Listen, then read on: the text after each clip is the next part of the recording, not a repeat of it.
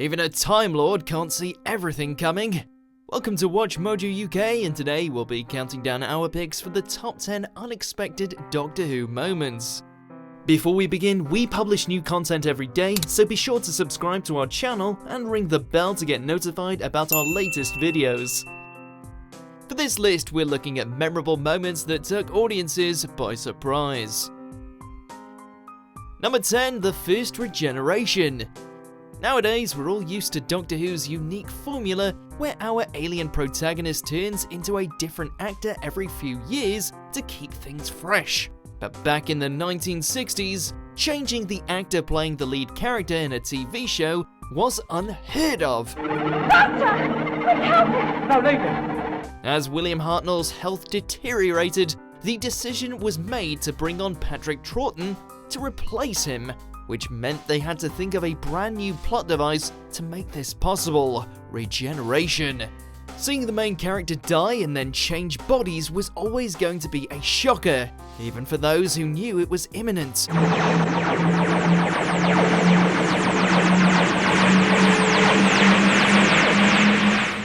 Number 9, the 10th Doctor regenerates.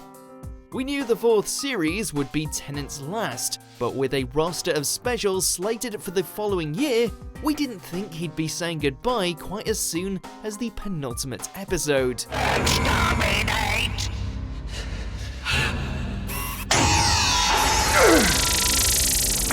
While attempting to have his long-awaited reunion with Rose, the Doctor was shot through one of his hearts by a Dalek, triggering his regeneration cycle. I'm regenerating.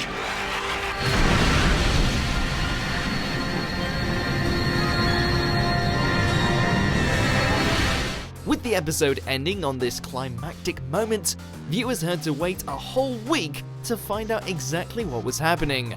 Thanks to the Doctor's spare severed hand, he was able to regenerate without changing his face. You're still you.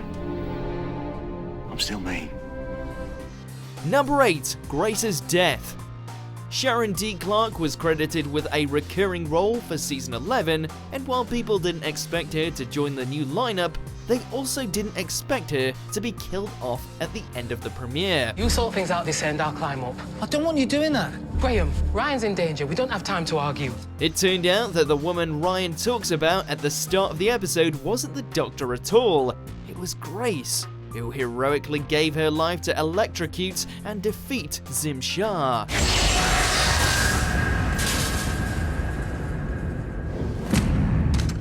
She remained an important presence throughout the rest of the series, occasionally reappearing as a vision of some kind. Doctor Who has never shied away from killing characters, but her death still felt like a punch to the gut.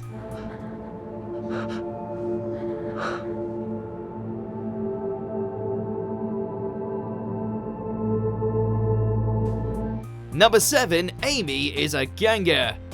The Rebel Flesh and the Almost People were certainly some of the show's creepier episodes, with our characters and their doppelgangers paranoid and unsure who to trust. Luckily, the TARDIS crew got through the encounter safely enough, or so we thought. Doctor, I am frightened. I'm properly scared. The second part ended with the shocking revelation that Amy herself was a flesh ganger. And not only that, she'd been flesh for the entirety of the 6th series up to this point. Oh no.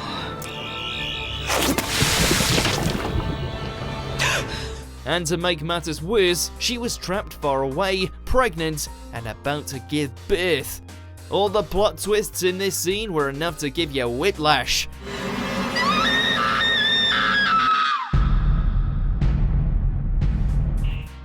Number 6, being violent. When the beloved 5th Doctor regenerated at the end of season 21, people didn't know what to make of his replacement Colin Baker initially. Ta-da! Yuck! Unfortunately, the 6th Doctor's tenure got off to quite a bad start, when after some bickering, he takes it upon himself to try and strangle Perry. And this is just after the 5th Doctor had sacrificed himself to save her. While they eventually did recover their relationship a bit, it wasn't the end of Six's violence. He also infamously left some people to die in an acid bath during the serial Vengeance on Varos. While they were trying to kill him, it's not exactly the type of behaviour you'd expect from our heroic Doctor. You forgive me if I don't join you. Number 5. Adelaide's suicide.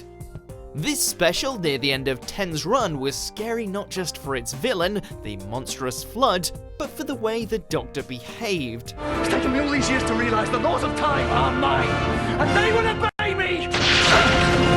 He arrives at Bowie Base 1, the first human colony on Mars, and quickly realises that all the people there are going to die, and their deaths are fixed points in time. Unable to stand by and watch, he tries his best to save them, succeeding in bringing Captain Adelaide Brooke and 2 others back to Earth. I'm the winner. That's who I am. The Time Lord victorious. However, Adelaide won't stand for the Time Lord victorious, and in an effort to preserve history, she takes her own life. I've gone too far. Number 4. The War Doctor. Most of the Series 7 finale was devoted to finally explaining who Clara was and how she jumped into the Doctor's time stream to save him. Run. Run, you clever boy. And remember me.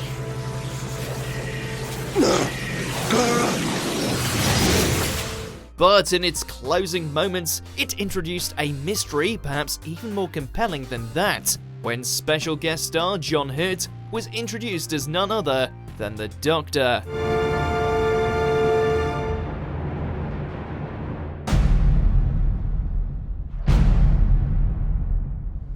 Audiences were left scrambling for an explanation, with theories ranging from Hurt being the incoming 12th Doctor to even being the enigmatic Valeyard. Ultimately, Hurt was the secret War Doctor responsible for Gallifrey's alleged destruction. But the revelation that Gallifrey survived the Time War was an even bigger twist. It's all one title. Gallifrey falls no more. Now, what would you think that means? Number 3. Mr. Saxon. Series 1 gave us Bad Wolf, and Series 2 gave us Torchwood, but the payoff to those mysteries wasn't nearly as great as when we discovered who the mysterious Mr. Saxon actually was.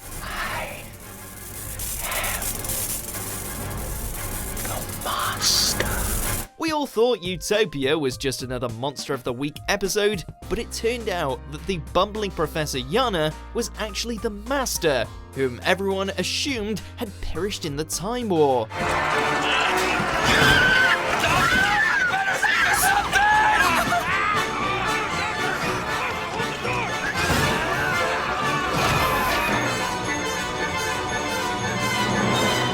He proceeded to regenerate, and we soon found out that he'd been pulling the strings as Britain's new Prime Minister, Harold Saxon, in the background all along. That's him. He's Prime Minister. The Master is Prime Minister of Great Britain. Number 2. Melody Pond / River Song.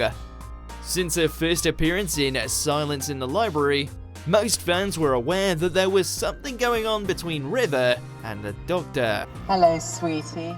It eventually became clear that they were, or were going to be, married at one point or another, but her exact identity was much harder to pin down. Nobody guessed that River Song was actually Amy and Rory's half-Time Lord baby, stolen at birth and indoctrinated to assassinate the Doctor, but of course falling in love with him instead. Oh. Tell me who you are. I am telling you. After years of theorizing, the explanation turned out to be even weirder than anyone could have dreamed of. It's me. I'm Melody. I'm your daughter. Before we unveil our top pick, here's some honourable mentions. Adric!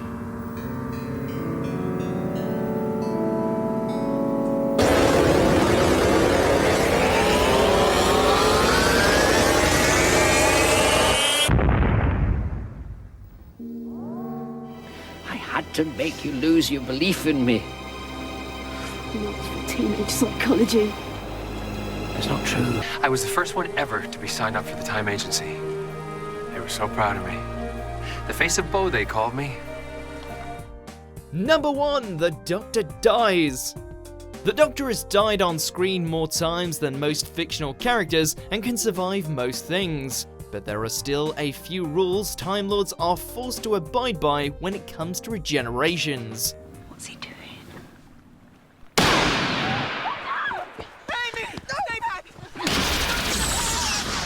The biggest is that if they're killed mid-regeneration, they can't complete the process and they die for good. This is what happened at the edge of Lake Silencio at the opening of Series 6, when 11 was killed while regenerating by a strange astronaut. No! Doctor! Doctor, please! We later found out that it was actually the Tesselector all along, and never the Doctor, and that it was River in the suit who was forced to kill him, but we still had to wait an entire series for those answers. But this is fixed. This is a fixed point in time. Fixed points can be rewritten. No, they can't. Of course they can't. Who told you? Do you agree with our picks? Check out this other recent clip from WatchMojo UK and be sure to subscribe and ring the bell to be notified about our latest videos.